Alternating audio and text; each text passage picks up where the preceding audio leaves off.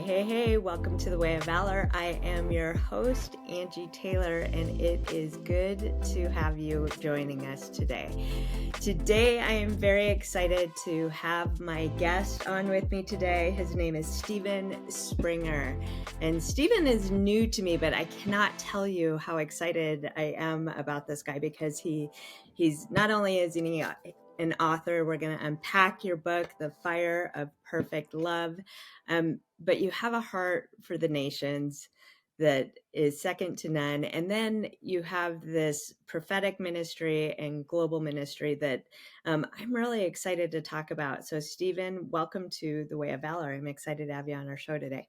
Thanks so much, Angie. Yeah, it's a real pleasure to be here. And yeah, I'm excited for what God is doing in this season. And well, we get to talk about that today, just unlock the realities of what the Father's doing with each person that's even listening today. So I'm excited to be here. So thank you. Yeah. So Steven, I had the opportunity to unpack your book a little bit, and I have to say, like, my heart was just resonating with so many pieces of your book because, as we've discussed, the whole idea of the Way of Valor is partnering with God in your divine destiny. But there comes a place and point in all of our lives, if we're going to do that, where there has to be a transformation with a bold yes.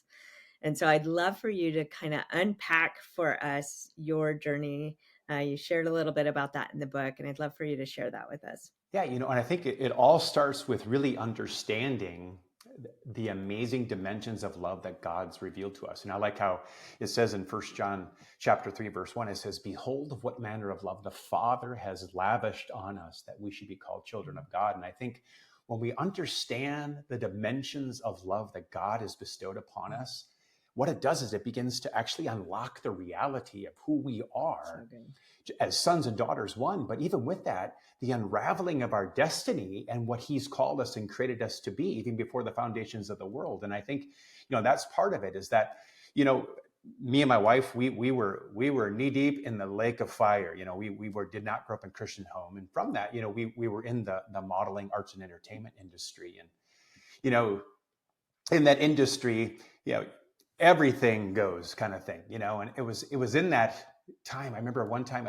we were sitting at a who's who in the Hollywood Zoo's home and just seeing, okay, so they got all this stuff. They got this amazing house. They're really famous. And yet I could see just the bankrupt heart. And to me, as I look at that individual and, several other individuals in that industry as well, and I think, is this really what I'm looking for? Is this really what's going to fill and satisfy those longings of my own heart? And I think it was from that place where all of a sudden there was this awakening where I would say I was on this quest to really find the answers to really what life's meaning was even about. And I think sometimes we have to get to those places, and hopefully not always for everybody, but sometimes it's in those places where we're kind of like at the end of ourselves.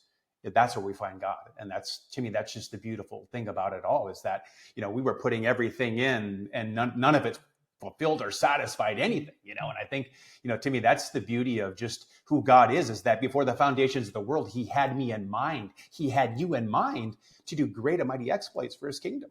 Yeah, gosh, I love that so much. And I feel like, as I shared as I read your story, it was a lot of, almost Solomon-like of, man, I've tasted of the riches, I've tasted of the women, I've tasted of all of the things that I could possibly want, and none of it satisfied.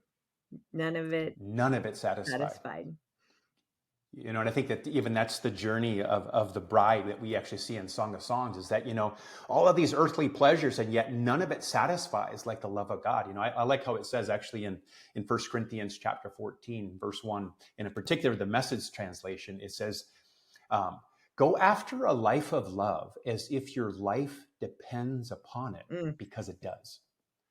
And I think that when we really begin to discover the dimensions of the Father's heart, and that he really is for us, and that he really is the one that's cheering us on, that every one of us would fulfill the dimensions of destiny that he had purposed before time ever was. And I think that, that's the whole Paul's reiteration actually in Ephesians chapter 2, verse 10, is that, God has these amazing works planned out for us.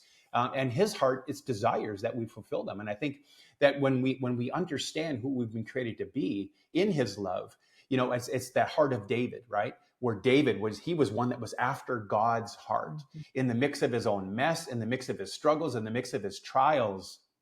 Yet God saw something that was so sincere, and from that place of sincerity, and when he heard the murmurings and the goodness and the whispers that came from heaven, it awakened something in him that caused him to be that. The reality is he was already the worshiper, but out of that place of worship and fascination with the beauty of who God was, that's where he became the prophet, priest, and king. That he was able to rule and reign with God in ways that he never would have otherwise been had he not really discovered really what was available to him in the way of love. I love what you're saying. And I think so often, myself included, we run into the trap of we got saved, we had an encounter with a holy God, we maybe we're filled with the Holy Spirit, but yet at some point we seem to lose that fervor and move back into a religion or checking the boxes with God. And everything you're talking about is so essential for us to have everything we're doing be an outflow of his love rather than leaning in to earn his love. And I'd love for you to unpack, how do you live in that space?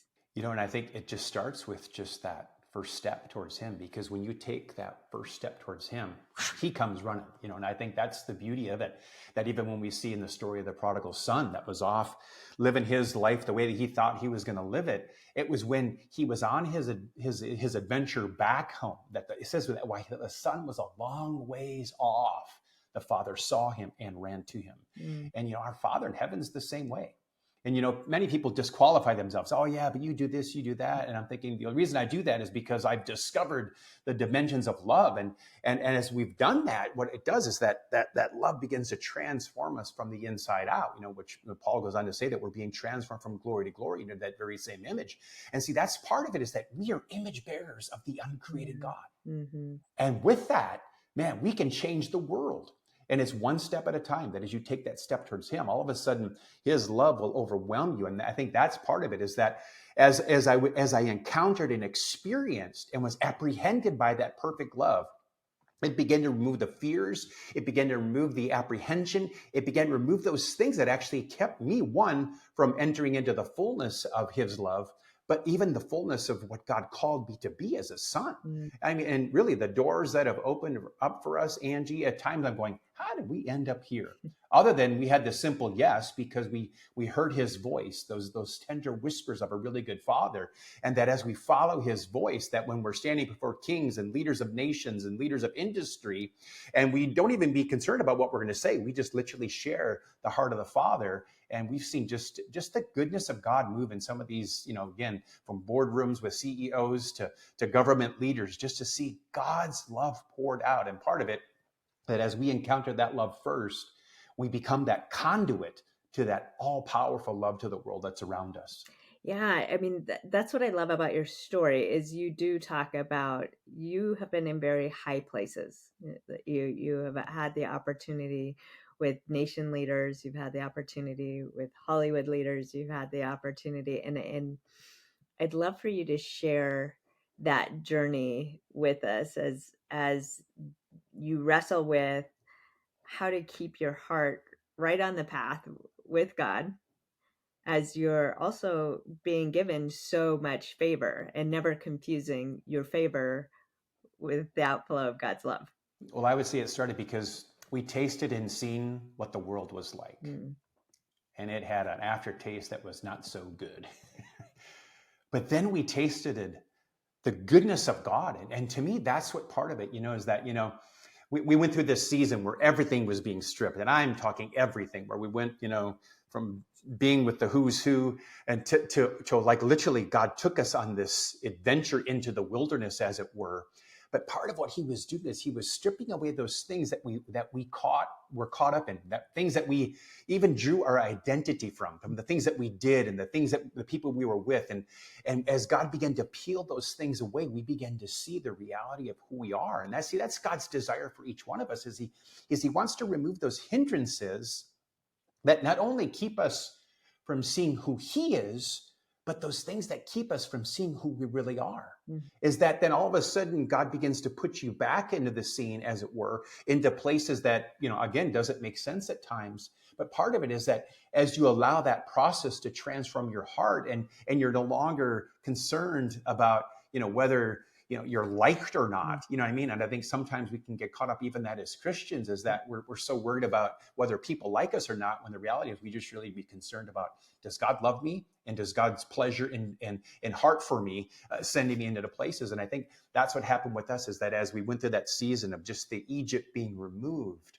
is that we came into a more clear path of understanding, one, our destiny, and two, is that as we trusted God, he began to trust us, and he began to trust us not only with just his words, but he began to trust us with other people's hearts. And I think that that's part of what happens, is that when we discover who we are, and we discover that his love never fades or fails, is that he then allows us to be these ambassadors of kingdom kindness, to bring people into an encounter with his love, with his grace, and with his power. And whether that's from a prophetic word, which we've again had opportunity to prophesy over many leaders of nations, and even within our own country, and likewise leaders of industry. But with it too, we've even seen miracles happen. And we were in this one presidential office, and I kept feeling this pain in my knee. And it's interesting because sometimes for me, I'll get words of knowledge. And what a word of knowledge is knowing something that you didn't know a moment ago, and all of a sudden God reveals it to you. And so sometimes I'll actually feel in my body a pain that wasn't there a moment ago, and I know it wasn't my pain. And in particular, I kept feeling this intense ache in my knee, and I'm thinking, I finally just stopped. I said, I just need to ask this question. Is there someone in this room that is struggling with intense knee pain? Wow. And it was actually the president's mother-in-law. She goes, that's me. And I said, it's interesting, but if you wouldn't mind, can we just take a moment and pray for you and just ask that pain to go? And they were like, everyone's kind of looking at me, and I'm like, and she said, sure, that would be fine. And we prayed, and the pain instantly left. Well, again, just that grace and the favor. And again, it's about the kindness of God, Angie. It's the kindness of God that will bring someone to repentance. It's not our many words. It's not even if how many scriptures we recite, really. Are we an ambassador of his kindness? And from that, of being in his ambassador, and they encounter the Father's goodness and kindness. See, that's what's going to bring someone into the kingdom. And we've seen this happen time and time again. To me, the goal isn't to get someone saved. The goal is to love them. And if at the end of the day, in the beginning of the day, and every moment in between, we make love the goal, I'm telling you, we will always win. Even if we don't see the results we thought we might see, understanding that as we sow love and as we sow that kindness, it will always reap a harvest. And whether we're the ones that reap it isn't the important thing. And sometimes we get hung up, even as Christians. Did I do the right thing? Did I do the do-do? And it's all about do-do. Yeah. And you know what do-do is, don't you, Angie? I mean, our dogs do a lot of do-do. Yeah. But the thing is, it comes from that place of being a child of God. And from that, we then get to extend his kingdom, because we get to rule and reign with him. And to me, it's exciting, because again, it came from that simple place of yes. And when you respond to the yes of the Father, and you know that if he's for you, then who could be against you? And even in times where like, man, this is so crazy. How do we end up here? Again, it just comes from that place. And, years ago, I got this prophetic word. And if you're not familiar with the prophetic, to me, it was just someone releasing a word that brought edification, exhortation, and comfort. And this particular person said, it's interesting. All I'm seeing is that if you'll just show up, God will too. And I thought, come on now, I like that. And so that's been kind of the thing, is that we've heard the word go the moment we got saved. And I go until I hear the word no from the Lord. I mean, I already got the commission. So that's been kind of our take on it. But with it, that as we show up places, it's interesting, just the doors of opportunity, and whether they happen in that moment, all of a sudden there's these key connections that happen. And before you know it, God's kingdom is advanced. Man, that's so good. So good. I think as a lot of people are listening to you, a question that may come to mind is, how do you discern the difference between I'm in a pruning season where God is stripping away, or I'm in a season where I've lost favor, God somehow is removing me from because of something I've done? Yeah, and I think, that can be different for each person, and I think that that's part of the grace that's on each one of our lives, really. And you'll know that there's seasons, and we've seen that even over the years as we've done different ministry, we've planted churches, we've done different things all over the planet, and then likewise, just consulted and all those kinds of things. And there's times and seasons where even with different connections, and it's not that uh, you break away in a way that doesn't make sense. But part of it, there's sometimes just a grace that lifts, as it were, like where you felt like this thing is so smoothly going, and then all of a sudden you begin to feel an abrasion. Sometimes that abrasion is actually a really good thing, because it's like the iron sharpening iron, right? And it's from that place where what was good for that season in particular isn't what God's calling us into the next. And part of it is that we sometimes can hold on to a season longer than we're supposed to because we're afraid of the unknown. Right. And I think that, as we trust the Lord, even in those times and seasons, and to me, the pruning thing is always good. And I think that it's not good in the moment. Let's put it that way. I mean, the pruning hurts. I mean, we've gone through several seasons of that over the years where God just was like, man, you're with that good stuff too, and that good stuff. And God says, because I'm making room for the best of what's to come in the next. And I think, again, if we can just tune into his voice, even in those times where it feels like, man, it seems like everything's against me. We just need to understand that the Father's behind us and he's leading us on. It's like David, though I walk through the valley of the shadow of death, I'm not going to fear evil because I know God's with me. His comfort and his pleasure and his leadership and his love is going to take me through to the other side. And I think too often we stop right in the middle and we decide we're going to set up camp in the valley of the shadow of death rather than going through it. And that's part of it. God is the God of the breakthrough, and he wants to see you to the other side. And I think, again, it's discerning times and seasons. And part of it is just being connected to a good community can help you even in those times and seasons. Ones that can be praying for you and encouraging and even helping you discern, like, I'm hearing this, I'm sensing this, help me. You know what I mean? I think, again, that's really the beauty of being connected to a community too, Angie. That's awesome. Tell me more about your ministry. Speaking of communities, tell me about your ministry that you and your wife founded. Yeah, so Global Presence, it's a unique ministry. We've planted churches. We're an apostolic and prophetic ministry first and foremost. And if you're not familiar with that, really just we have a heart's desire to see the kingdom advanced. And not only that, we just want to see everyone shot forth like a smooth stone into their destiny to take down the giants. And so with that, we've always kind of had this apostolic prophetic edge. It's the moving forward, it's the advancing, it's the churning and just breaking, like it says in Jeremiah 1:10, it's the uprooting, removing those things so that we can build and plant. And and the building and planting isn't always just quote unquote the church. To me, the building and planting thing is actually the seeds and the building up of each son and daughter so that they can be shot forth. And to me, that really is the greatest gift that I think we flow in really is that equipping dimension that we equip the saints to do the work of the ministry. And that's been really our desire all along. And so we've been in existence as Global Presence for 15 years. And again, it started out with just a simple word and just being obedient to that. And first and foremost was really just to cultivate a place of his presence, a house of prayer, and really all of things kind of came out of that, really that birthing season of just entering into his presence with worship and with prayer and decreeing and declaring. And then, we planted a church, and then we've had training centers in several places, and it's just been an exciting adventure, an exciting journey. And then, we had a team that went over to Ghana, Africa a number of years back. And then out of that, same thing, we had favor with the king, and we just released God's heart to him. And before you know it, he gives us 50 acres of land. And out of that, then we built a home for children at risk and orphans. And then we started a vocational school. And now we've got an elementary primary school that we started now. And we just started the 5th grade this year. And each year just keep adding a grade to that. But to me, it's really about discipling nations. And every one of us has been called to do that. And sometimes we think, well, I got to be at a pulpit and preach. No, you are the preach. Your very story, your very life is the message.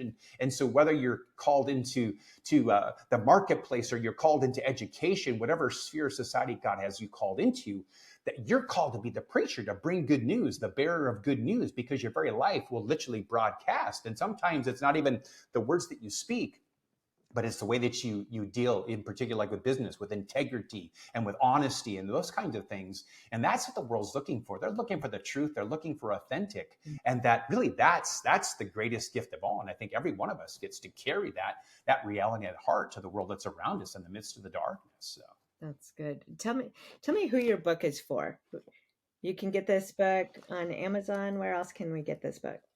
You can get it Barnes and Noble. You can get it any place that books are sold. Okay. And to me, this book is for anyone and everyone. And I think that's part of it, is that we really take people on an adventure. And it really is I would say, mine and my wife Renee's life message is that it really comes from that place of discovering God's burning love for us. Mm-hmm. And then from that place of discovery, then we become that element of love to the worlds around us, that we can become those world changers that God really has breathed in us to be. And I think that's part of it. It's an adventure and a story. It'll take you into intimacy with God. And on that, there's this dimension of passion that you'll discover, of like how passionately in love God is with you. And then out of that place, you begin to discover your purpose as a son and daughter, and even your callings and giftings. And to me, I've talked more people out of quote unquote pulpit ministry than anything else, because we got guys, if I'm really holy, then I've got to quit my job, and I've got actually, that's not true at all. To me, the greatest mission field is the place where your pastor can't actually reach, and that's where God has embedded you. And I think that's part of it. You begin to discover just your passion, your purpose, and then just the unshakable faith component. And I think really that's really what we want to shake up, is the faith in just to trust the Lord. Yeah. And that as you lean into him and you hear those tender whispers, you got what it takes, go for it. Just step out of the boat. I think I love the story of Peter, where all of a sudden it's the wind and the waves, and it's a difference when Jesus was sleeping in the back. This time he's walking on the water. And Peter just asked the simple question, Lord, if that's you, tell me to come. And see, when we think about it, Peter didn't just walk on the water. He actually walked on the word of the Lord. That's what he walked on. Good. It was the word that Jesus said, come. And that's what he walked on. That's what gave him the faith to step out of the boat. That's what gave him the faith saying, I see you, Jesus, even in the midst of my storms, in the midst of my trials, in the midst of the circumstances going on. I see you, and I'm walking on the words that you've released towards me. Yeah. And, when he got distracted is when he began to sink. And, many times that can happen for all of us, right? We get distracted by the other things that are happening in life, and we lose that focus and that gaze upon the one that has eyes of fire and burning passion for us, that wants to see us fulfill our destiny.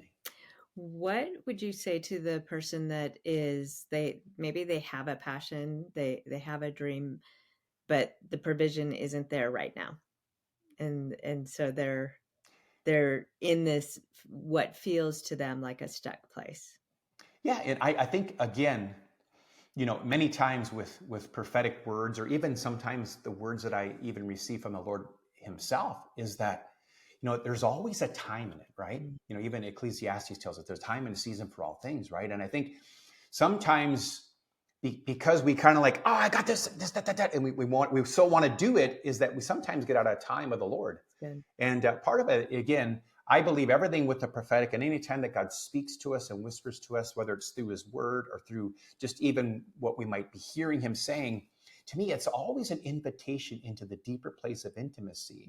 And that as we discover just more of his heart for us, all of a sudden the clarity comes. And I think that's part of it, is that really God's given us that wisdom, that grace, and that insight.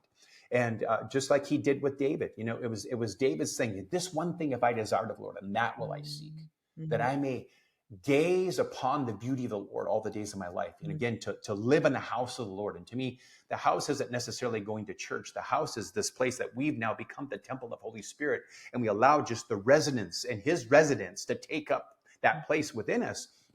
But to me, it was his willingness to keep his gaze upon the Lord, regardless of what was going on. Because if we go to a few verses before that, he talks about people wanting to eat his flesh, army encamped around him. And yet it didn't distract him. It didn't keep his gaze from where he really found all the truth, where he found all the strength, where he found all of the wisdom and grace. Because in that place of gazing upon the Lord, it was then that he was able to inquire in the temple. And what did he inquire about?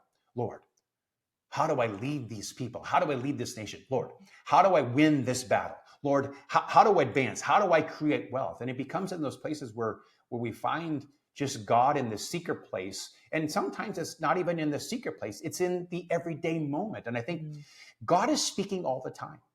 And I even sense that there's a few of you right now. You've been wondering, like, when, Lord, when? And God's saying, come a little closer. I've got a secret I want to share with you. And it's in that secret place. That's good. Even in your office when you're doing your things. And I think sometimes we even confuse what worship is. We think it's about a song and about instruments playing, but the reality is your very life. It was the heart that God saw in David, and it was a heart of worship. And see, that's what God's looking at even right now. He's looking at you and saying, I see your heart. I see your want to. I see your desire. And God wants to see your desire fulfilled, even in this next season. There's a couple of you that even have some business ideas, and you've been wondering, like, where's the finance coming from? Even that was even your question. And I think, don't concern yourself with the finance. Just begin to take those steps and begin to inquire of the Lord, because part of it, he's going to begin to cause the wisdom and the grace, even to put even a business plan together. And I feel like that's part of it too, is just having that plan, that as you make your plans, God will then order your steps. And I think, again, sometimes it's, you've got to make that first step out of the boat, because it's in that where now I trust the Lord and he's going to keep you afloat. All you need to do is keep your eyes on him. Oh, good word. I have goosebumps all over. That's where God's provision shows up. Hey guys, if you got this message in your heart and you enjoyed it, make sure to share it out with the friends. I'm going to put links to this book in the show notes. You have to get it. It will totally edify your life. It will challenge you to lean into your worship with Jesus. And man, Steven, what a blessing it was to have you today. Any parting words for our guest today? Yeah, again, this is a season where you just need to go for it. Yeah. And even in the midst of the shakings where, the rest of the world is saying, oh, but it's so dark, just keep your eyes on the King, because there's a glory that's even falling fresh on each one of you. And realize that it's out of that place where you choose to arise and shine and understand the glory that God has deposited in you. It's the Deuteronomy 28 blessings of 1 through 13, where you're going to be blessed in the city, you're going to be blessed in the country. You're going to be blessed in your coming, you're going to be blessed in your going. Everything that you put your hands to is going to be blessed in this season. And God's called you to be the head and not the tail. God has called you to be above and not beneath. And part of that, there's a grace with that he's also the one that gives power to create wealth. And there's a whole new wealth creation that's coming upon his sons and daughters that trust him with all of their hearts. So get ready. There's greatest days are at hand. Listen, I received that word. I know this is great for our audience. So thank you so much for joining us today. Guys, thanks for listening. If this blessed you, make sure to share it out with your friends and get the word out. Have a great day.